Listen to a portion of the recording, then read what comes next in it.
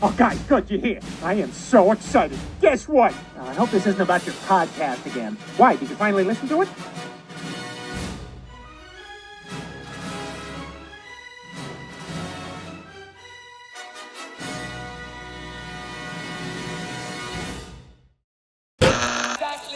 You're listening to BYOTP Radio. Coming up next, the Groomer Next Door.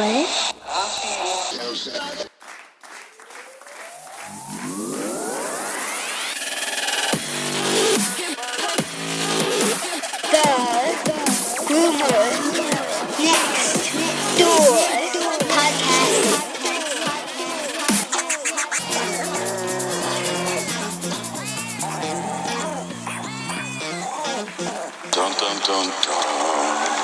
Hello, Pups and Kittens, and welcome to another fun-filled episode of the Groomer Next Door. I'm your co-host, Chris Green. Sitting next to me, as always, is the fabulous Sarah. Hello. And, of course, fresh out of her basketball game, we have Claire. Hello. All right, well, we've got a lot going on, so I'm not even going to waste a lot of time, and I'm going to dive right into our fact of the week.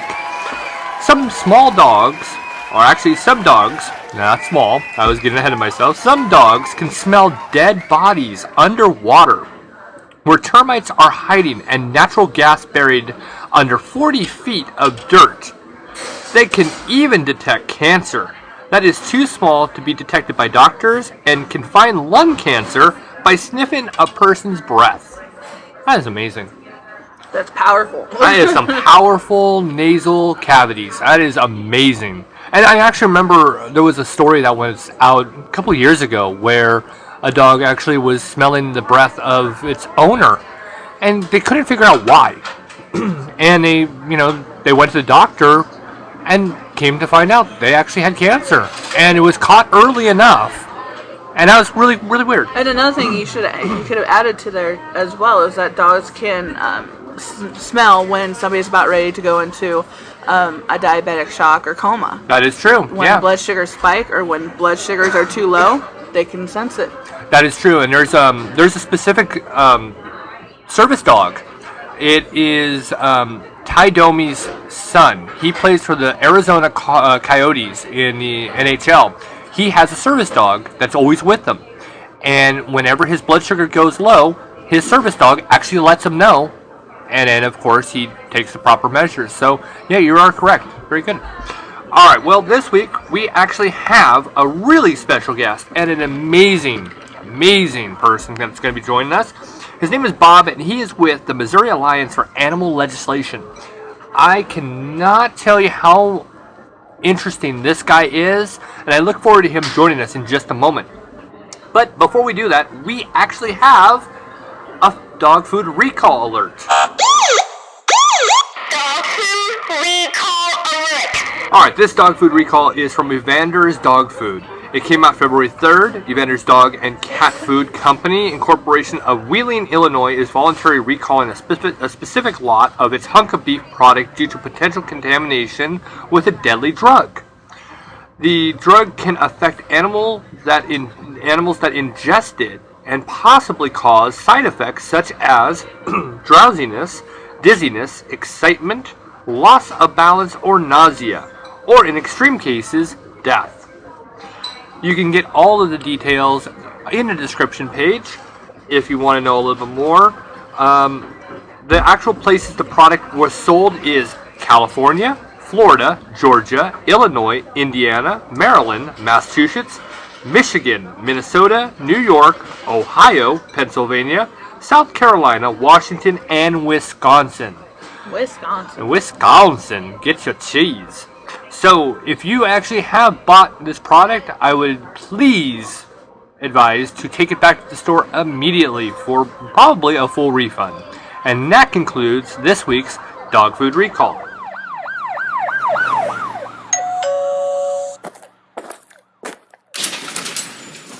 Oh, hello. Hold on a sec. Dad, we have a guest on the podcast. Alright, this week I am so glad. This is one of the episodes I have been wanting to do since oh gosh, I want to say December is when I first contacted you guys. I have Bob from the Missouri Alliance for Animal Legislation on the podcast with us this week. Thank you very much for joining us. Oh, thanks for having me. I appreciate it. I have been a big fan and wanting to have you on, and it was unfortunate because when I contacted you guys it was back in December, and of course it's kind of crazy in December, so being able to get together now is just, it's almost kind of like a late Christmas gift. It really is, and I mean that completely. So let's start out with, how did the Alliance actually start? Well, it started in 1990, and the reason for it was the fact that we felt that there was a great need for better laws here in the state to protect the animals. The most pressing need at the time was the puppy mill issue, and I think that was sort of the issue that really gave the impetus that we have to do something. It's getting out of hand. And so it was founded by about 3 people who got together, and they formed it in 1990, and within 2 years they had a huge victory. We passed the Animal Care Facility Act. This is a law that regulates not only puppy mills, but shelters and rescues, dog groomers, boarders, really anybody that handles animals for a living. They now have to be licensed and inspected by the Missouri Department of Agriculture. And the organization has made substantial changes over the years. We got dog fighting made a felony, we banned cockfighting, got stiffer penalties for animal abuse, even felony penalties for the first time ever. We closed some of the loopholes in our neglect statute, so people can be prosecuted now for neglecting their animals. It doesn't have to rise to the level of outright abuse. We got passage of the large Carnivore Act and just improved our laws overall greatly over the years. And the most recent huge victory was in 2011 with the passage of the Canine Cruelty Prevention Act, which really expanded upon the puppy mill law and has improved standards of care dramatically, increased enforcement substantially. And since 2009, when we first started working on puppy mill problem, full time with the ballot initiative, there's 1,200 fewer puppy mills in the state than there were in 2009. And in fact, according to the Department of Agriculture, there are now 50,000 fewer dogs that are confined in puppy mills in the state, which is truly amazing. I mean, I never thought I'd live to see the day that would happen. And that certainly doesn't mean we still don't have problems. We certainly do. We have a lot of problems and continuing problems, but we are making progress, and I think we just need to keep up the effort and the struggle and the fight. And, I remember it in 2011, because as I told you before we started, I moved here in 2010, and I remember hearing, right around 2010, 2011, I heard how puppy mills were the highest in the actual country. It was in Missouri. And I thought to myself, that is absolutely strange. And I remember Tony LaRussa, if I'm not mistaken, the former manager of the St. Louis Cardinals, had been advocating for these stiff laws and put it on. I remember him being forefront of this, and it was amazing to see that there was this many problems. And I don't know if it was because there's more rural areas here. I didn't really understand it until I started to get involved, and it's shocking, and it's great that you guys were so involved to make this difference. Yeah, and where it was, and Tony LaRussa was a great advocate, and that was for our ballot initiative, and and it did pass. Unfortunately, the legislature then repealed it, but fortunately, Governor Nixon stepped in, and we were able to get many of the provisions that were in Prop B back. We lost some, but to make up for it, the governor did appropriate additional money for enforcement. It also gave the authority to the Attorney General to prosecute these facilities. In the past, we had to rely on local prosecutors. So getting the authority of the Attorney General was really a dramatic step, and it's made a substantial difference. In fact, Chris Koster, when he was Attorney General, appointed a special prosecutor just to prosecute the dog breeders, the bad ones, and that really put the fear of God into a lot of them, and that's why so many of them went out of business. It was just that they knew that there was now consequences for their actions, and a lot of we had just hundreds of people just surrendering their licenses when they saw the writing on the wall that they could no longer raise dogs in these substandard conditions. Which was amazing. I mean, we still see it, where a dog will come in for a groom, and it will come in, and it could be 5, 6, 7 years old. So it's not like it's a puppy, but we'll see it, and when you put them in the kennel, they do circles, they spin. And at the beginning, it was kind of like, what's this? And I was just completely like, oh, this dog's really cute. It's, doing tricks. And I found out, no, this was actually a puppy mill dog. And it's just part of the nature. It kind of almost reverts back to its original days. And I was shocked by it. I had never seen anything like this before. And I just couldn't understand it. Yeah. Now it's really heartwarming to see these dogs when they get out, because you're right. A lot of them don't even know how to walk on solid surface. It's the first time they've seen it, but it's just so great that they're finally getting out of these places and getting a chance for rehabilitation and just finding a loving home and someone that will care for them and about them for the first time ever. Right, and it's kind of weird. I mean, here's a life. It's not like this is just some kind of machine that's making parts that go into a device. This is an actual life, and they treat it as such, as it's just this piece of motherboard or something for a tablet. And you just think to yourself, how can people do this? It's bizarre. But here's the almost kind of an attachment question to the puppy mills. Last year we did an episode where we talked about social media, the new puppy mill. Do you actually find that has become the new way of kind of secretly becoming a puppy mill? And then, hey, puppies for sale, my dog XYZ, and these people that are selling them on different Facebook pages, Craigslist, or any social media. Has that become an issue? Sure, and mostly just the internet sales has really become an issue. Most of these breeders in the past always sold through middlemen called dog brokers who then sold them on to pet stores throughout the country. But we are seeing more and more of them going on Facebook and selling them on Facebook, and they put up these pictures of their kennel, and it looks really fancy, and they show these really nice dogs, but it's all a facade. And, the internet is not a bad place to go if you want to learn more about different breeds that you're interested in, or even to find a dog breeder. But what we always tell people, when you see someone on the line that you're thinking of buying the dog from, you have to go out and visit the facility yourself. You have to see how that dog is raised. And that's the only way you can really tell that you're not buying from a puppy mill, because I would say the majority of people selling online are puppy millers, and that's our big concern, is that people are learning more and more about it's not a good idea to buy a dog from a pet store because those dogs do come from puppy mills, but they have to learn that buying on the internet is just as dangerous unless you go out there and visit the facility. And then if you do go out there, don't listen to any excuses. They'll come in and say, oh, we don't want you to bring disease into our kennel, so you can't go back there. I mean, they come up with a million excuses. If they don't let you see their facility, they don't let you see the parents of the dog that you're interested in buying, walk away.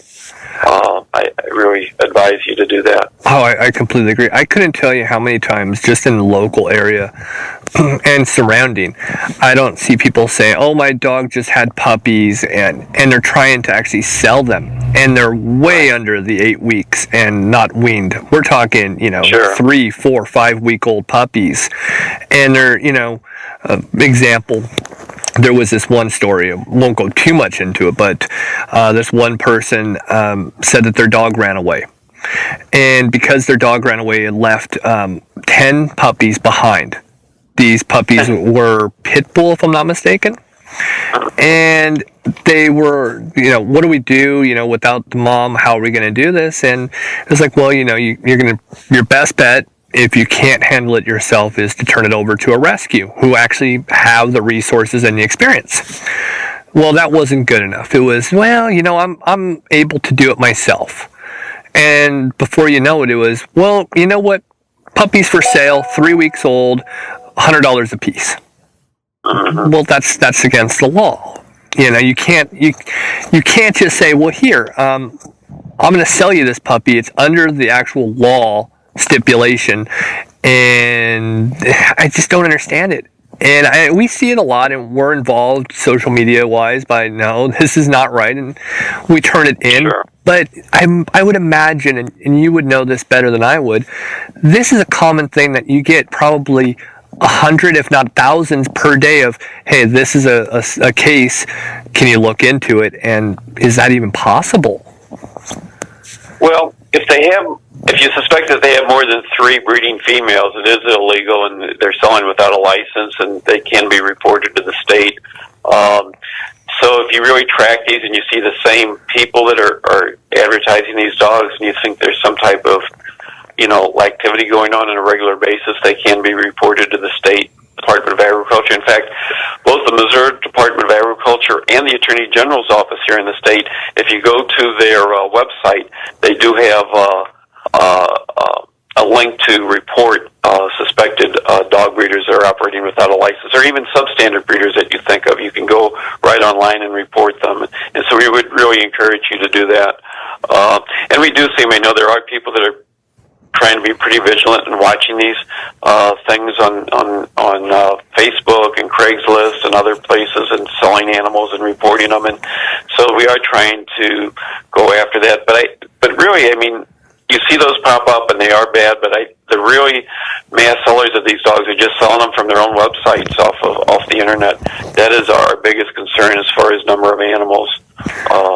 And talking about putting up these ads on Craigslist, people have to be careful too if they are legitimate and they are looking for a good home for their animal, because we do have puppy millers here in the state that will troll those pages and go out and act like they're going to give that dog a good home when they actually want it for breeding purposes.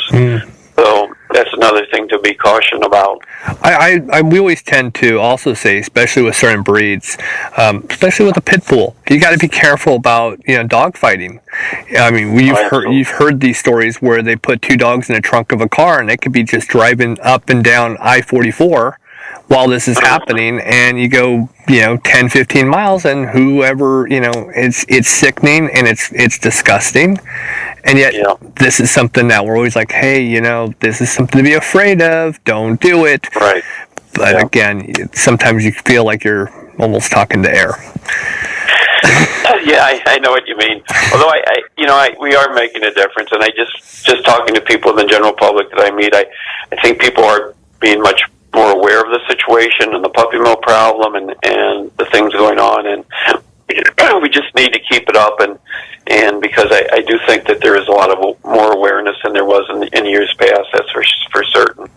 Yeah, I would definitely agree. In the 7 years, like I said, about being here, I have seen a difference in culture change, and the information out there is starting to become more accessible. Obviously, our phones are little computers, but I'm starting to notice people are reading more and educating themselves more on animals and being good pet parents, future or current. And that's actually kind of a reward in itself. So let's go back to the Alliance. What is it that the Alliance actually does? Well, we lobby for better laws to protect the animals. That's our main focus. But we also are really focusing on, and that's where a lot of our attention is right now, is on enforcement of our current laws. Because we do have some good laws on the books. The problem is getting effective enforcement. And the situation we're dealing with right now is our new governor has proposed slashing the budget for enforcement of our puppy mill law. So we're really watching that very closely. There is a surplus in that fund that we could certainly give up, but we just want to make sure that that's not a continuing effort to defund enforcement. So we work very hard. In fact, just a few months ago, we noticed that they were not filling some of these vacancies that were going on with the number of inspectors and number of investigators, and we reached out to then Governor Nixon, and he did. As a result, those positions got filled. In fact, we have a new investigator started this week, and a new investigator started last week that are now working for the Department of Agriculture, investigating complaints about substandard conditions. So we spend a lot of time on just monitoring and overviewing enforcement efforts in all of our laws and making sure that they're effectively enforced. And that takes a tremendous amount of time. Last year, for example, we started a big crusade for better enforcement of our federal laws. There's a Federal Animal Welfare Act, which covers many things, not just puppy mills, but zoos and circuses, research animals, and we noticed that was not being effectively enforced for quite a few years. So I went to Washington and we did a lot of lobbying, and in fact, they as a result, there was a big shakeup. The head of enforcement was removed, and we have a new person in charge. We also got rid of another person that was really bad, and so USDA has improved their enforcement efforts, we believe, as a result of that. So, it's not good enough just to get the law passed. I mean, normally you just take a sigh of relief because it's such hard work and takes you usually many years to get any bill passed. But you can't relax. You have to make sure that law is effectively enforced, and that's a constant battle. And that's one of the things I really encourage your listeners to do is to go to our website. It doesn't cost anything to join, and all we ask you to do is sign up so we can send you alerts when we need you to contact your legislators or your government officials on things. It makes such a big difference when the governor gets a lot of emails complaining about enforcement, or if a state senator or state representative gets a lot of emails and phone calls about a certain bill. It can really make a difference for the animals. So we really encourage you to get involved. You have to reach out to your state officials. And don't worry about if you don't know who your state officials are or who your state rep is or state senator. Most people don't, because when we send out alerts, we send them out by district. So when you sign up, we need more than just your email address. We need your physical address. So then we can automatically in our database put you in the districts.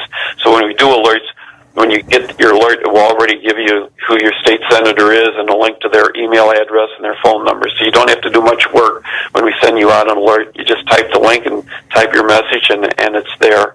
And it really, really makes a big difference. So I really encourage everybody to get involved.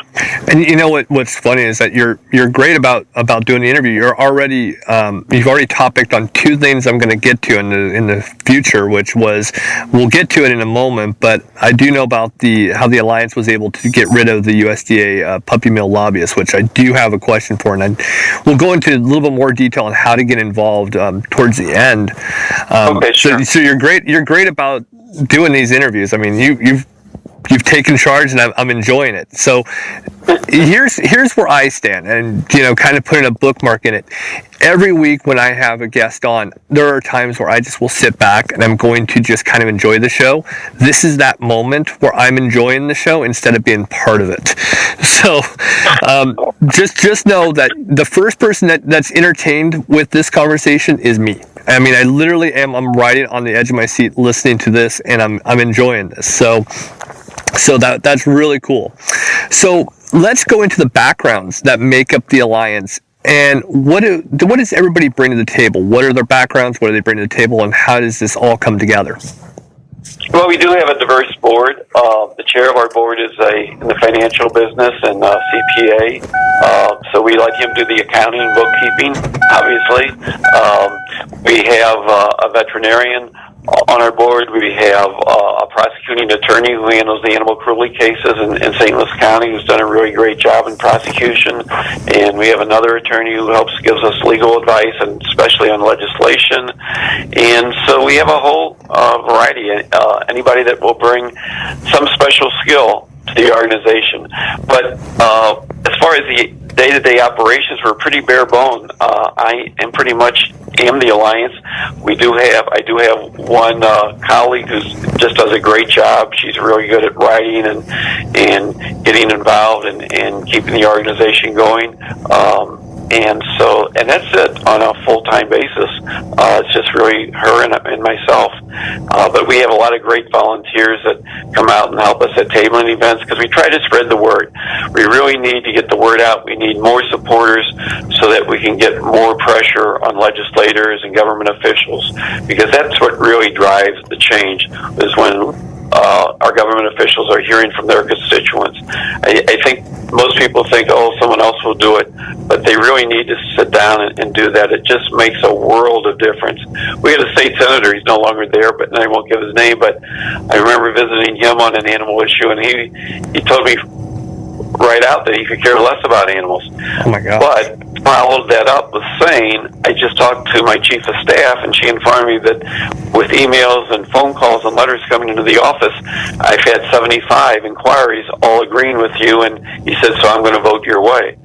So it really, really does make a difference when legislators hear from their constituents, and I just cannot overemphasize the importance of that. Because really the Alliance can do, I can go up there and scream and yell and holler all day long, but if I don't have support, and these legislators and government officials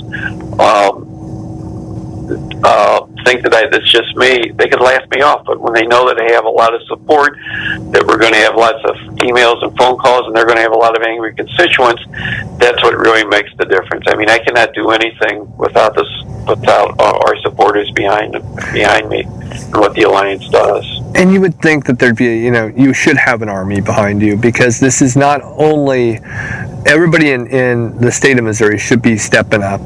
This way, you have the entire state saying, hey, look, we support this. We want to actually, make this a priority. There's a lot of things that are on the books, and we can all, look at it and say that's frivolous and that's pointless. Why are we putting money in this area?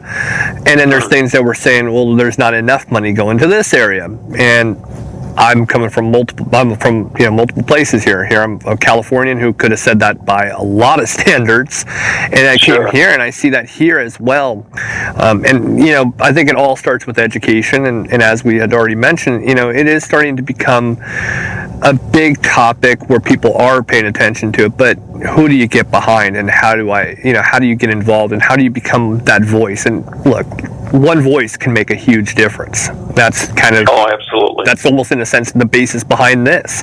This is a voice that hopefully can speak loudly and be heard. And so that's where I think that with what you're doing, you need that army. And you kind of are fortunate, though. You have St. Louis around you, and for that, you kind of have a more broader spectrum. You have a lot more places that you can actually attach yourself to. So that should help in some sense. Yeah, but we really need a statewide army of supporters, and we do a lot of work and outreach and trying to get people in the rural areas, because right now, in fact for a long time, our legislature is really controlled by the rural legislators. So we need people in those outlying districts to contact their legislators, and that's vitally important. So we are based in St. Louis. Most of our supporters obviously are in St. Louis and Kansas City and in Springfield area, but we are doing more and more outreach in these rural areas to get more supporters and for them to reach out to their legislators.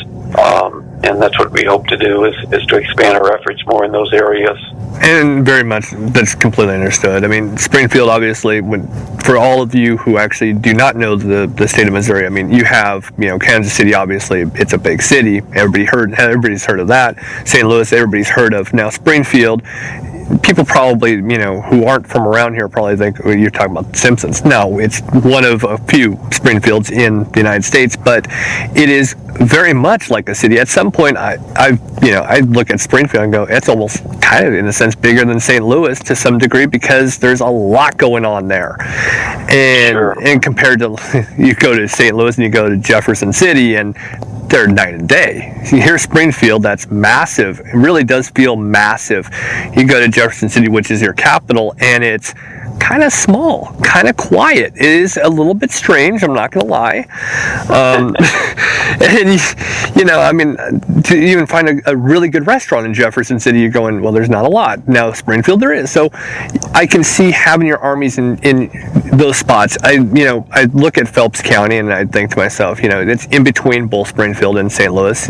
We should be able to, unite to that degree. And of course, go to Jefferson City. And I can imagine there's a lot of little rural parts that, should be on board. And let's make this simple. In rural parts, who's in charge of your district, because they're typically, it's kind of hard not to. I think one of the person that's in charge of ours is Dr. Brown, who is a veterinarian. If I'm not mistaken, he's still in charge of this district, unless he's moved on to something else. But that's what I thought. No.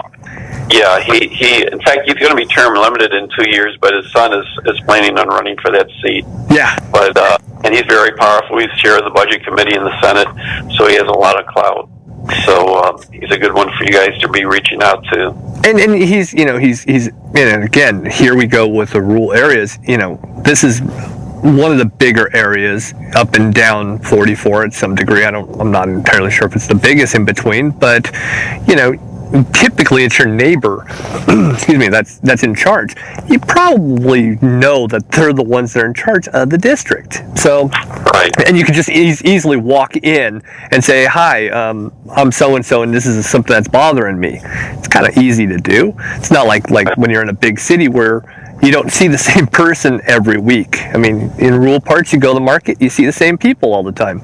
Go to the big city, not so much. At least I don't know. No, that's a good point. And those personal contacts are really important. As I was talking about the emails and letters, they really make a big difference. But there's nothing more powerful than sitting down and talking with your legislators. And even in urban areas, that's very possible, because Missouri is unique in that we have only 34 state senators, but we have 163 state representatives. So almost everyone has a state rep that lives in their neighborhood or their very close vicinity. And most of them are very receptive. They're not always going to agree with you, but most of them are very receptive to a sit down when they're back in their districts. Call them up and just say, can I meet you at the bread company or some local, little restaurant just for a cup of coffee? And most of them will do that. Because again, with 163 reps, they don't have a large constituency base. For example, in St. Louis County, the county councilmen, their districts are like 3 times bigger than the state representative districts. And I don't think most people realize that. So it is very easy to have a one-on-one with your state representative. And it just really makes a difference to be able to sit down and talk.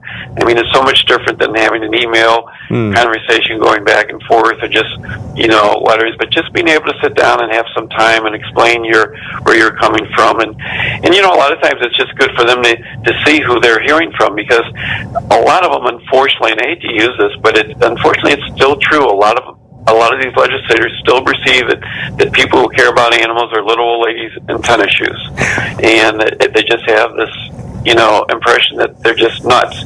And so it just makes it so much easier when they sit down and you can talk about your kids, grandkids, whatever, and share incidences, and they realize that you are a good member of the community and you do care about animals, and you can really bring these legislators around with those types of one-on-one meetings.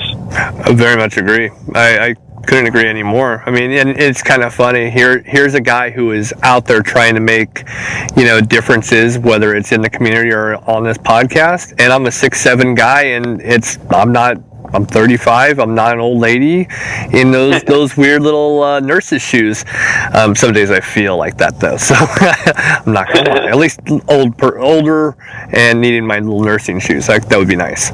So, Tom, now I've been wanting to know a little bit more on the story. I'm not sure how much you can actually divulge, but tell us about how the Alliance was able to get rid of that USDA lobbyist who was for puppy mills. Well, that was the easier battle. The main battle was getting rid of Dr. Gibson, who was in charge of enforcement, and who this guy with the was working for. Because once you got rid of Dr. Gibson, it was easier to take on the other person. But Gibson was a hard one. But the other thing I really encourage advocates to do is do your homework, do your research, have some facts there available. In other words, I didn't go to Washington and say, oh, puppy mills are cruel, I want you to stop them. Dr. Gibson isn't doing his job. I mean, we really documented places that were really bad and where they had been reported to USDA and hadn't done their job. I went to breeders' meetings that USDA had, and Dr. Gibson was in attendance, and I was able to find out what he was telling the breeders and was documenting the fact that he was letting them off without citing them. I mean, it's a long story, but it took a lot of work. And so when I went to Washington, I just met with a lot of, in fact, over 20 different USDA officials. And the thing that really brought them down was that I caught them in so many lies. And I think the department just realized we can't have someone that's just telling blatant lies and being caught in these things one after another. The other thing that helped, that there were a lot of USDA employees that worked for Dr. Gibson that were totally demoralized by the lack of enforcement. And I think that gave them an impetus for the first time to really speak up themselves and complain after I went there and documented his malfeasance. And then after he went, as soon as the new person came on board, I said, you have a person there that's actual lobbyist for the puppy mill industry and is working in the Department of Agriculture as your canine advisor. And, the response initially was, well, because one of the other things that helped me get rid of him was President Obama had signed an executive order that no lobbyist could be working in a federal agency. So and Julian Prager was actively lobbying for the dog breeding industry. And so when I complained about that, their initial response was two things. One is there's no evidence that he's currently doing so, and number two, he's just lobbying at the state level, and we're not sure that Obama's directive covers lobbying at the state level. So what I did is I finally got documentation where he was lobbying both at the federal and the state, and that he was doing it currently. So as soon as I sent that, within 2 weeks he was gone. So that was a little bit easier, but the hard one was getting rid of his boss, Dr. Gibson, because if Dr. Gibson was there, he would have never gotten rid of Mr. Prager, no matter how much wrongdoing I had found on his part. So that is it just takes time and being factual. And that's one thing I really encourage, even when you do reach out to your legislators, do not embellish things. I see that happen so often, and then you lose all credibility. And, truth be told, the conditions at some of these facilities are so bad, there's no need to embellish. And it just, once you hurt your credibility, once your credibility is gone, it takes a long, long time to get it back. And I just see this in my career. I just see this happen so often with advocates. They get up there, and they don't necessarily mean harm or intentionally go up there to lie, but they just get so emotional and so carried away that they sometimes embellish the facts. And that's the other thing is, it is emotional. I get emotional over animal suffering as much as anybody, if not more. But it's learning to take that emotion and turning it into energy to do a good factual job. You cannot go up there and argue emotion with these legislators, or you're going to lose. You have to go up there and argue, the facts, and try to restrain your emotion and make a really professional presentation. And I think that really is effective. I couldn't agree more, because you're only going to people only base you off of your integrity. And yes, I totally understand where, if I throw just a little bit more of a little lie into this, it'll definitely put that nail in the coffin. But that lie, that can honestly turn that entire argument upside down. And then they're going to look at you and say, well, okay, that's a lie. How much of your fact is actually true? So I completely get it. And, fact is exactly that. You can't argue with it. And any argument that you have, whether it's, at the top level, in DC, or whether it's just in a conversation, fact is fact. You can't get over that. And if whatever the argument isn't, obviously punishable by termination or whatever the case may be, then, okay, well, you did your part. But once you start lying, and I imagine that must happen, more often than not. Yeah, and it's not even so much intentional lies. It's just that they get emotional and they start embellishing things. Yeah. And the other thing is we had a lobbyist for a national organization. At one hearing, she called all the committee members cruel. And between you and me, maybe they were, but you don't. That's not a way to win someone over to your argument by calling them cruel. Another one got up at the same hearing, called them all liars. The fact is, that's not a way to win over people to your argument. And, even when you meet with your legislator, even if they don't agree with you, stay on good terms, because you don't want them to make enemies out of them, because you never know. Maybe they won't help you on this animal issue, but they will the next time around on a different animal issue. So always leave on good terms and be professional and courteous, and it's just common sense.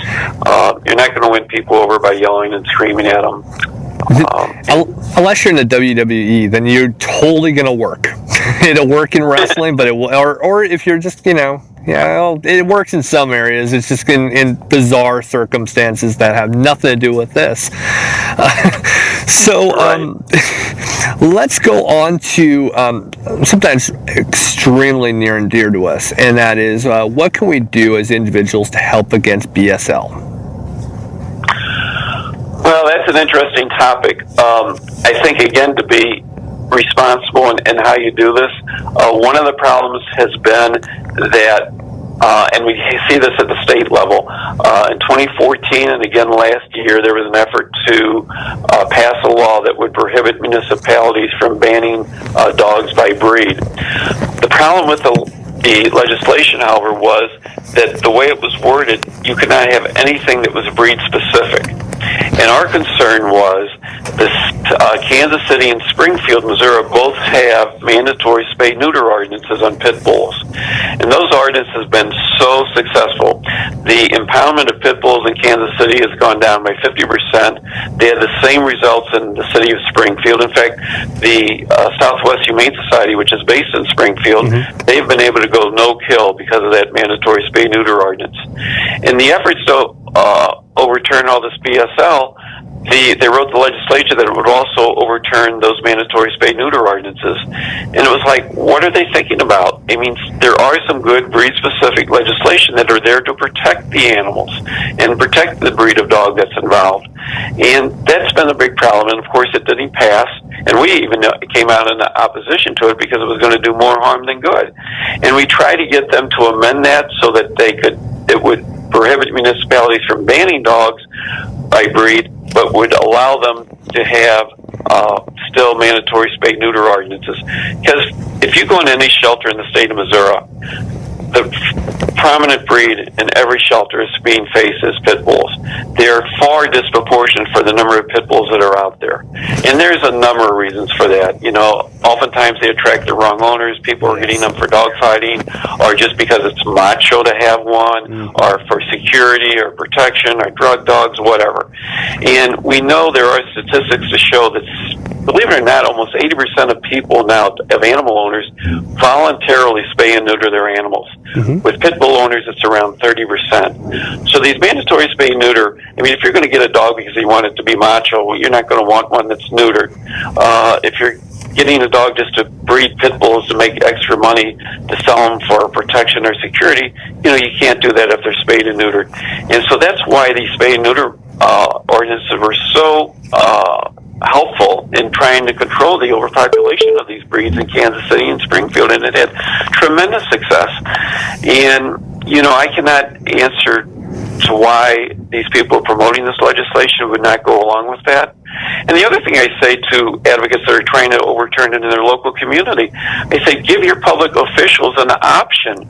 Because, you know, in these public officials' mind, there's still a public safety issue. And so if you go in there and say, look, allow us to own them, but just make it so that they have to be spayed and neutered, because there are some studies that show that if a dog, for example, is neutered or spayed, that there's like a third less chance that they're going to be aggressive. Yes. I said, you give them something to fall back on, something in between. I said, if you go in and just repeal those things, all you're doing is you're opening it up for more pit bull breeders, and you're not going to solve the problem of the overpopulation. I do think that there are some good-intentioned people trying to overturn those, with the idea being we can place more pit bulls that are in our shelter if we can open up more areas for adoption.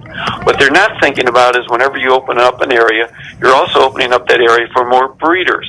So it's really proves to be counterproductive.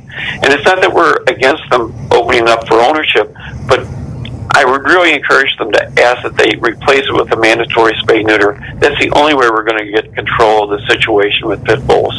It's just it's a huge problem in our state. I mean, every shelter you go into, in fact, the number one complaint that I'm hearing today on why people don't go to an animal shelter, because believe me, we were talking about puppy mills earlier, so we're always trying to get people to go to shelters or rescues to acquire a dog instead of a pet store over the internet. And when you say that, the number one reason we're hearing today about why they don't want to go to a shelter to get an animal is because all they have are pit bulls. Well, certainly that's a little bit of an exaggeration, but there is still that thought that because when you go into the shelters, the pit bulls are the prominent breed in every shelter you go to in this state, and it is hurting people. And not that they're necessarily just against a pit bull, but they're interested in a cocker or a beagle or something else, and they just don't see that selection there at the shelter. So we're very, very supportive of these mandatory spay-neuter ordinances. I think they made a dramatic difference. And contrary to the opponents that say it's discrimination, I mean, that's like saying civil rights laws discriminate against minorities. Civil rights laws are protect minorities, and these mandatory spay-neuter laws are there to protect the pit bulls. They don't discriminate against them. I couldn't agree more. I mean, now to kind of, in a sense, be devil's advocate on this. Now, let's just say, for example, with Los Angeles, there's a mandatory spay-neuter ordinance that they have. It was passed in 2007 and has yet to be enforced. That's the hard part behind, something like this. Yeah, and their mandatory spay-neuter is for all breeds, and I think that's really good. But you're absolutely right; they refuse to enforce it, and it's just. I know one group out there did a study, and they gave the department 300 names of breeders that were producing large number of dogs, and said, you don't even have to go out and do the work to find them. We're telling you, these are people that are publicly advertising dogs for sale, that are breeding dogs in the city of Los Angeles, and they won't go out there and take action against them. So you're absolutely right, and that's what I said earlier in the interview. It's one job to get the law passed, and then your work really begins. Most advocates don't realize that, but because it is hard to get legislation passed, but I'll tell you, the really hard work is then getting them enforced, and it is a big effort to bring about enforcement. Oh, I'm definitely agreeing on that one. I mean, you also have him, by doing this so many times, doing so many episodes, we did another one on, the only way of putting it was testicle, almost envy in a sense, where males will not have their dogs neutered because they don't want to see their dog missing their testicles, and it's just a very bizarre attachment. I don't understand it. I've actually physically heard it from people just here, and I'm going, well, what's, you do understand the benefits to this, right? But now, being on topic of legislations and laws, now I'm not entirely sure if this is a law, and I haven't really been able to research it, but it is something that is near and dear to me. And one thing I really was serious about talking about during this interview was I'm a big... with heavy heart, I guess is a better way of saying it. We've had a lot of our customers, come and tell us that their dogs have been hit. And I was telling you a story before we started about the cat that we're fostering. Sure. And the people will hit the dog or a cat, and they just drive away. And the dog or cat will be laying there suffering, and sometimes could lie there for hours.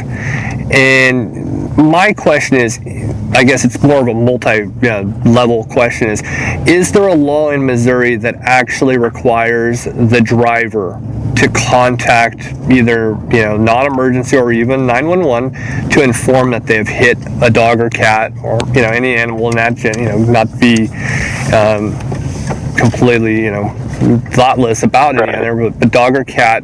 Is there a law that actually says that they have to? And if there is, no, there is no. I'm sorry, there is no specific law that would cover that. I mean, I guess possibly you could. It'd just be hard to prosecute someone for leaving. I mean, they should be, obviously, but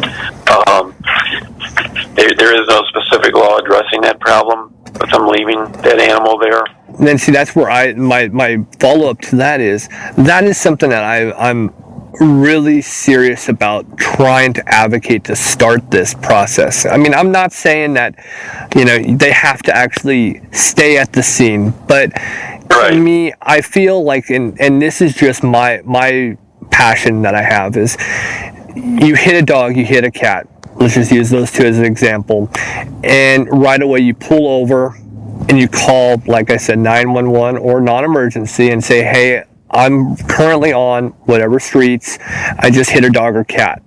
Then dispatch can send animal control out, because there have been, the last one that unfortunately passed was hit, left, and if this dog was able to get to a vet in time, it might have survived. And I feel like these animals are an extension of people's lives. Some people can't have children, and their dogs or their cats are their children. And it's like, if we think to ourselves that if a child was hit by a car and nobody called in, it would be a hit and run. The same thing should apply here. And as you can tell, I'm very emotional to this topic. Sure. I've actually seen this happen to too many of our dogs, and even Bagheera, the cat that we're fostering, it happened to this cat. I just feel like the first offense to this should be a fine. Second one, a steeper fine, and then it could be a pattern. How do we know that people don't just tilt their car in the right direction just to aim for an animal? That becomes borderline, future serial killer. We can look back on any one of the major killers, and it always started with animal abuse. Right. And but certainly if there was a witness to someone intentionally swerving or whatever, I think you'd have a case. But I agree with you 100%. I would think certainly with the current climate of our legislature, it would be very, very difficult to pass a law like that. But there's an example. If you live in Phelps County, is visiting with Dr. Brown. I mean, he's a veterinarian. He's a state senator. I mean, and get his take on that type of bill. I don't know. It's a curveball, I know. Yeah. It is a curveball, and it's one of those that just it's really dug into me a lot. I mean, the one that unfortunately we lost recently, it was a service dog who would go down to the hospital and senior villa, and it was such a working dog, and you just think to yourself, this dog actually went out and worked and made people's lives just that much better. This and I assume you see this more in rural areas. Yeah. Yeah, because I think in urban areas, even if the person who hit the dog goes on, there's going to be so many people stopping, trying to help the dog. But so I'm sure it's a major problem in rural areas where there's less traffic, so someone might not come along and see it right away. And then if the dog gets to the side of the road or whatever, even passerbys later on won't see it. So that does become a huge problem. And I just think that there has to be some kind of law to it. I mean, I may be way ahead of myself here. I could be 5, 10, 15 years ahead of myself, but it is something that I want to see happen. Mm-hmm. No, there's definitely a necessity for doing so. And in fact, but just to give you an example, the problem last year, there was a bill to make it a crime to hold someone not liable for breaking into a car if there's a child left in that car alone and it's in the summer heat and they're suffering. And we tried to amend that so it also would include immunity for breaking a window to get a dog out that's suffering. And that went absolutely nowhere. Really? I thought it actually did pass. No, it did for children, not for dogs. No, that amendment never went anywhere. It quickly died, and there was just very little support for it. Our legislature right now is not animal friendly at all. In fact, most of our efforts and energy this session are going to be in defending the laws we have. There's so many bad bills right now trying to weaken our laws, so it's going to be a heavy battle just defending what we have. And see, that's one of my things. I mean, like I've said, I'm very fortunate with the podcast to talk to people from the East Coast, from the West Coast, and I've noticed that it is a tidal wave that we meet in the middle here, where everything that has been strong on the East or West Coast for years is starting to make its way here. But it's kind of like, again, information, education. Let's start to look at what's working. And look, coming from Los Angeles, there were a lot of laws that were put into motion that were frivolous and pointless. But there's a lot of things that are in there that actually, like in the Los Angeles area, having your dog or cat spayed or neutered. It's something that should happen. That hands down, regardless. I'm almost batting my head against the wall all the time going, why are we not? Why are we not? Why are we not? It drives me nuts. All right. Yeah. Well, let's go on to Operation Bark. I would love to be able to explain it entirely, but I wouldn't do it justice. Explain what Operation Bark is. Oh, okay, you're referring to Operation Bark Alert. There you go. And this was a program that Dr. Hagler, when he was Director of Agriculture, he established this in 2009. And the purpose of doing this was to create an easy system for people to report unlicensed breeders. And as I mentioned earlier, if you go to the website of either the Missouri Department of Agriculture or to the State Attorney General's office, there's a link on there, and and it's called Operation Bark Alert, and you can report unlicensed breeders. But in addition, you can report licensed breeders that you believe are substandard. If you've been there or you have evidence that the conditions are bad, you can also report licensed facilities there. And Dr. Hagler was a real godson to animal welfare in the state. When he was appointed Director of Agriculture, he really rejuvenated that department as far as their enforcement of our animal welfare laws. He brought in more inspectors. When he took over the program, there was only 7 state inspectors for our animal laws, and when he left, we had 15 inspectors plus 3 veterinarian inspectors plus 3 investigators. So he moved that from 7 people to 21 people. He tripled the size of the force. And he was very aggressive, and he also brought in some really good inspectors. He got rid of some of the bad inspectors that had been around for a while and really revitalized that whole department. And that's why we've had, like I said, 1,200 puppy mills have gone out of business. And we have 50,000 fewer dogs living in puppy mills today than we did when Dr. Hagler took over. So we have been making progress. I know our laws, we don't have the laws that they do in California by a long shot, but we do have some good laws, and we have good enforcement, and we just got to keep the fight on and keep fighting for more laws and better laws and make sure consistent enforcement. I think the big issue that's going to be coming up shortly is the budget for the enforcement of our laws. Governor Wright has indicated he's going to slash the budget, at least temporarily. And I think the big fight is what he's going to do in the budget. Next week he's going to announce what he has plans for going forward. And certainly we will be reaching out to all of our supporters to start writing if he does cut that budget, because I think that's going to be the big fight coming up. And joining the alliance and being part of the Army is definitely, again, that's the big struggle and the big thing we can do. Absolutely. Couple more questions before I let you go. I was just curious about Calvin, the 2016 Face of the Alliance. Explain. I just. Oh, okay. Well, we have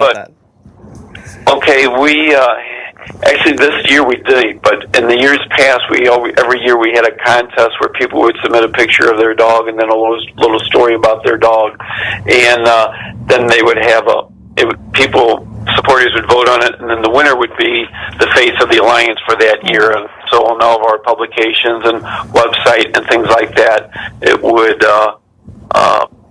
have the picture of the dog that you had submitted if it won the contest. And most of these animals were rescues. If I remember correctly about Calvin, he was a dog that had been in a shelter for a long, long time, and apparently had been adopted several times, and then the people would bring him back for, they had moved or they had some excuse why they couldn't keep the dog, and it was getting to the point where they were thinking, how much longer can we keep this dog? Because it's hard on an animal to go into a home and then leave that home and then go to a new one. So finally a great animal advocate who lives in the area took Calvin and gave him a permanent home, and he's just a great dog, and it's a good story to see a dog like that has been rescued. In fact, almost all the contestants, the dogs that are put in the contest, they're almost all rescue dogs and have a really happy story. That's beautiful. That is absolutely beautiful. I love that. I really do. That's why I wanted to kind of, with all the heavy heart kind of parts of this, I wanted to kind of go into something, nice and sweet and kind of pretty for, kind of change it up a little bit. So, lastly, how can people actually get involved with the Alliance? I know we talked about it a little bit earlier, a little bit more detail as we're closing up, and I really encourage people to join. Yeah, and I really would encourage people to go to our website. It's maal.org. Or if you can't remember that, just Google the Missouri Alliance for Animals and it will come up. And at the very top, we do have across the bar at the top, we do have a thing that says Get Involved. And if you click on that, it will take you to a form to sign up and get on our mailing list. And so that will really make a difference. And like I said, by giving us your physical address and your email address, when issues come up in the legislature, we can email you and let you know that it's time to contact your state senator or state representative or the governor or whoever it is at the time, and we give you a short message to give to them and send it on its way. And it really makes a difference if we can get a lot of people writing on these issues. And again, we're the ones that are voting for them, so they really should be listening to us instead of us listening just to them. Oh, absolutely. Finally, is there anything you would like to add? Did I miss anything? Anything that's coming up that you wanted to talk about? Oh, well, we do have our major fundraiser for the year is coming up February the 19th. It's a Sunday. It's at Lucas Park Grill, which is on Washington Avenue downtown. And we'd love to have you there. Again, you can go to our website and get tickets. And it is our premier fundraiser. We get about 60% of our operating revenues come from this event. It's a really fun event. It's great food. We have a live auction, silent auction, and we always have some type of entertainment there. And it's just really a fun event. And it's all animal-friendly people. So even if you're not involved with the Alliance, be sure and come. You'll meet a lot of people with have the same feelings about animals as you do, and it's just a great fun time. In fact, this year our theme is in our wildest dreams, paradise for the animals. So you can wear a tropical attire and just come and enjoy and have a good time and help raise money for the animals. That just sounds like so much fun. Well, thank you very much, Bob, for doing this. I really appreciate all your hard work. I'm definitely involved with you guys, and I will definitely be one to sign up. Send me anything. Okay. Let me know if you guys need anything, and we'll definitely be there for you. Okay. Well, thank you so much, Chris. I really appreciate it. Thank you, Bob, again for joining us this week on the podcast. You know, I wasn't just doing this interview. I was one of the spectators, paying attention to it, being a listener like the rest of you throughout the process.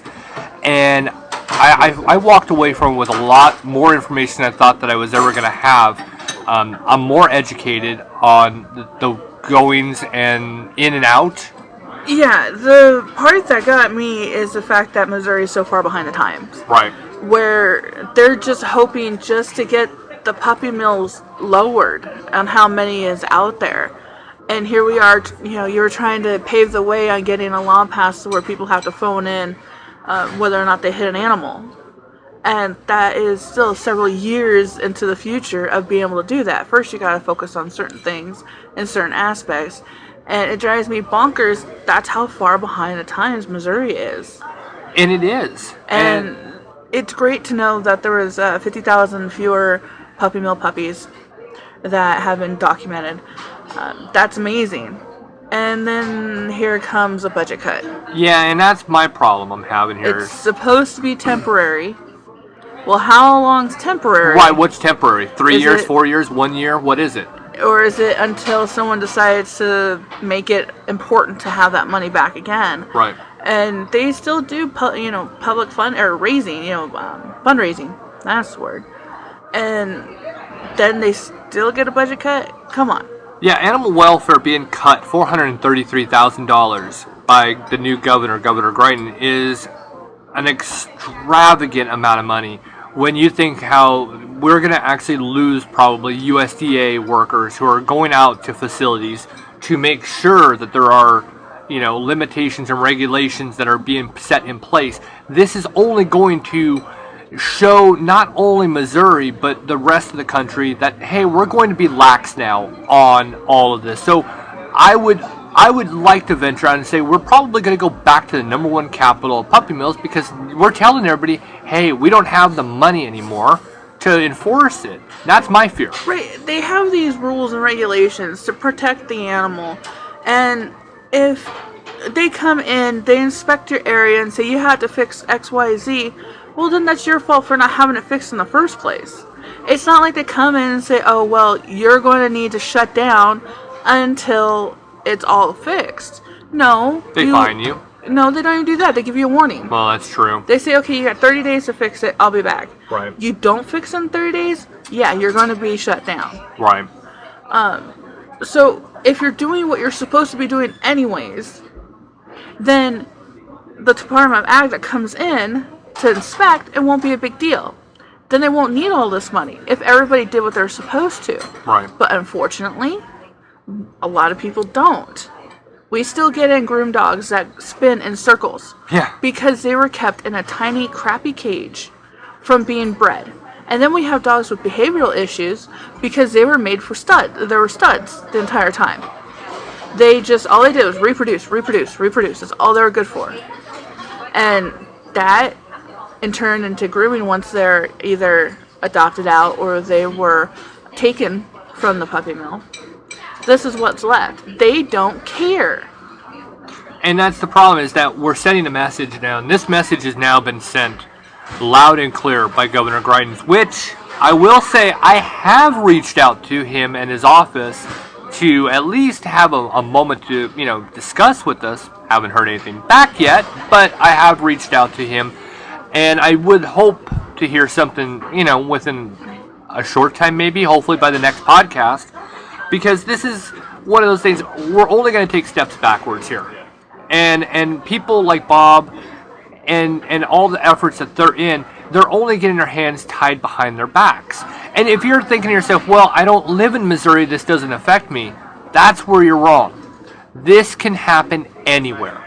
This is something that is going to happen whether it's Missouri, Texas, Illinois, Minnesota. I mean, it doesn't matter. It's going to happen, and if we are stricter on the laws, it's just going to move to that state or your state. And what is great, what he, tried to strive and push home the facts that each person can go and call. Each person can find the representative. Each person can say something. The more people say stuff, the more it gets pushed through higher up into the government. Exercise your voice. Like you said, ours is Dan Brown. If we can try to find some time to talk to him, if he's ever got time to talk to us, that would be great. And if we get more people to go to the representative to take further up, the more that can be done. Right. And another thing is to keep factual. Don't get your passion in the way of coming up with straight facts. Because like you said, if you're caught in a lie, everything that everybody's worked for is gone. Right. You have to stay with the facts. And it's hard. It's hard when you're passionate about something. You want to exercise your passion and your concern, but at what cost? And that's what makes it very difficult. And it makes it difficult whether you're, sitting in Washington or you're doing a podcast. You want to keep the facts out because you don't want the integrity to be suffered, because then you have nothing. And it is hard. But if we stay with just, here's what it is, look at the lobbyist. Look at how hard that was. And it took so much time, so much effort, and it took facts. We look at Greitens as, people are looking at him like a bad person who's taking away all this money because he feels like there's something wrong and he needs to fix it, and this is how he's going to fix it. I have strong hope that he's doing exactly that. Yeah. He's trying to get Missouri back on track so that the Department of Agriculture can get the proper funding as long as everybody else starts doing what they're supposed to be doing. Paying their taxes, telling truth, not spending money on lobbyists, not spending money where they're not supposed to. I hope that's where we're going. I'm skeptical. I'm skeptical, and that's kind of where I'm at too. I mean, I'm not gonna, political view aside, or who we support is irrelevant. The thing is that this is who is the elected official. So I look at it this way: whether I voted for him or not is the relevance. What matters is okay, you're the one that's going to handle it. I would like an answer. Why? Why did you use, animal welfare as your reasoning? And how is this going to, benefit the state? Because obviously, we've been here 7 years. We were here during the height when it was really bad. Missouri was #1 in puppy mills. And I remember how bad that was. I remember seeing it all over the place. If he takes this away, is this going to bring everything back? I have seen it pushed out to Illinois. I've seen it pushed out to Arkansas, where there's been a lot of this. It has moved out, but is this an invitation to come on back? Yep. That's the question here. And the advice that he gives when you are trying to look for what you think is a purebred, online or through a breeder, make sure you go out there. Make sure you see the mom and dad, not just pictures. Yes, I love that. Make sure you see them. Make sure you see the kennel. And if they won't let you go into that kennel area to see where the pups have been living, because you're bringing in disease, that's full of garbage. Right. There's nothing you can bring back there that's going to make those animals sick. Yeah, they weren't. They should have been vaccinated already. By the time that the 8 weeks. are old enough to be adopted out, they should have already had their shots. Just saying. Yeah, just saying. I mean, he lets out so much that you just have to think about. And, you know, we went to that whole law in LA. You guys were part of hearing the episode with Carrie Whitman. You know, look it. If you're in Los Angeles, in that area, and you have a dog, it's a mandatory spay or neuter. And yet it's not being enforced. Now, again, it's a lot of laws that are never enforced. They're on the books. Well, he says that we have some amazing laws Yeah. that are great for the animals, but they're not being enforced. And that's exactly where I was going with it, is exactly that. And that's where, you know, taking away budget is only going to turn a blind eye to these laws. And again, this is not just Missouri. This is every other state in America. And I believe that every department should manage their money responsibly and conservatively. Meaning, if you need to buy vehicles for your Department of Ag, they shouldn't be rolling around in Mercedes. You know, that kind of stuff. You buy vehicles that are going to last and that are cost efficient. I've always had an issue with that, though. I've always wondered why the car companies don't just give it to them at cost. That would be a lot. I've always wondered that, and I don't know if they don't. I don't know how the workings are. I'm not government, so I don't understand it, and I don't have that knowledge. But it's one of those questions of, it's going to a state. It might. They might get tax credit for giving it and letting them have it for a certain price. Yeah. I don't know. Always But if made me wonder it, though. if they're managing their funding properly, like he said, you know, we can take the cut and we'll work with it and do our best to get to be as more bang for the buck. And diligent, yeah. I mean, there's not a lot of, you know, they require people like us to be the voice. They need us to actually, you know, say, okay, I'm here to support you. I am your voice. And we are the voice of the animals. That has always been the motto of the podcast. We're the voice for the voiceless. And this is where you guys come out, where it's like, you can be the voice as well. Mm-hmm. Step up, talk to your local official, and, you know, stay diligent. You know, it's as simple as that. Anything else on that one? No, he was great. He brought everything to the table, and I don't think he left anything back. Nope, no, he didn't. And it was an amazing time. I absolutely enjoyed it, and I feel a lot more informed after talking to him. Well, by that sound, Claire has turned on the applause signs, and that must mean that we must be leaving. I'm Chris Green. Have a pet-tastic week. And I'm Sarah Green. Make sure everybody realizes life is so short. Play with your pet. Bye-bye, everybody. Okay, gotta go. It's my bedtime.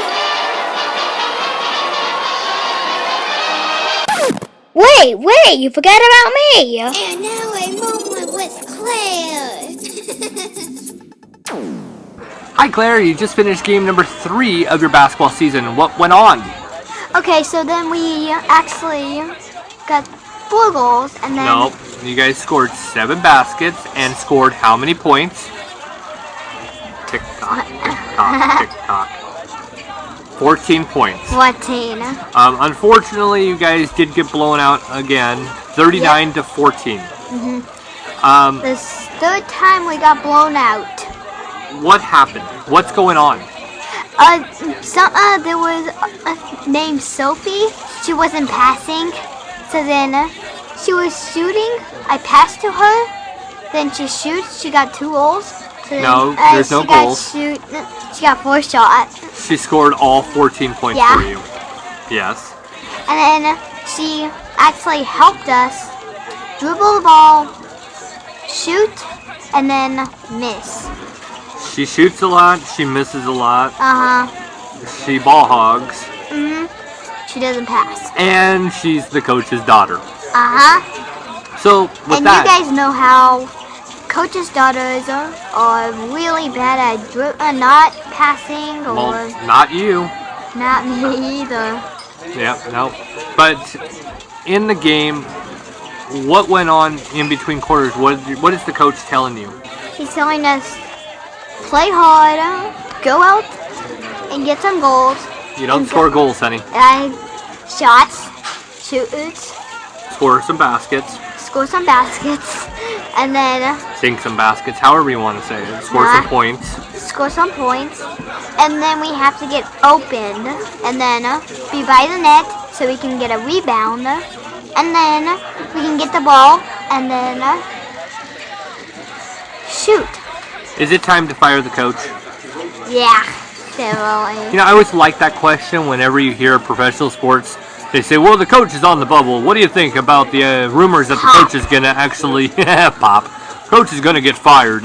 And your response is? No. Fire him. All right. So is that all that happened today? Yeah. All right. We'll say goodbye. Goodbye. And this was A Moment with Claire.